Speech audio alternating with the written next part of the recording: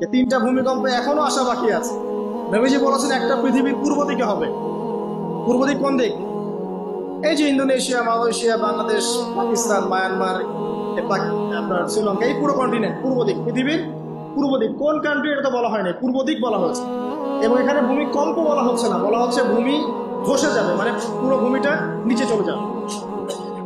এখন যারা এগুলো নিয়ে গবেষণা করেন তারাও কিন্তু সেম কথাই বলছেন, খেয়াল করে দেখেন। তারা তো বিজ্ঞান দিয়ে ব্যাখ্যা করছেন, কিন্তু হাদিসে কিন্তু এটা বলা আছে। আরেকটা হচ্ছে পৃথিবীর পশ্চিম দিকে।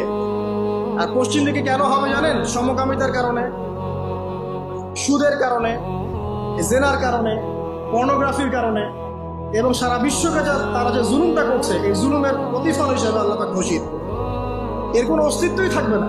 এখন মনে হচ্ছে না যে পুরো সারা ওয়ার্ল্ডকে রুল করছে, অস্তিত্বই থাকবে। ভূমিধস।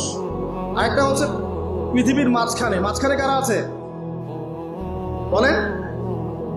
মাঝখানে আমাদের আমিরুল মুমিনিনরা আছে নাকি? যারা গান বাজনাকে উন্মুক্ত করে দিচ্ছে, যারা পর্দার শিথিলতা নিয়ে আসছে, হ্যাঁ, যারা ইসরায়েলের সাথে আঘাত করছে, এরা আছে, আমিরুল মুমিনিনরা আছে। তো সেখানেও একটা ফিতনা অপেক্ষা করছে, অপেক্ষা করতে থাকেন। তো এই কথাটা বলতে গিয়ে আমি এখানে এসেছি, পৃথিবীতে কিন্তু এখনো তিনটা বড় বড় ভূমিকম্প বাকি আছে।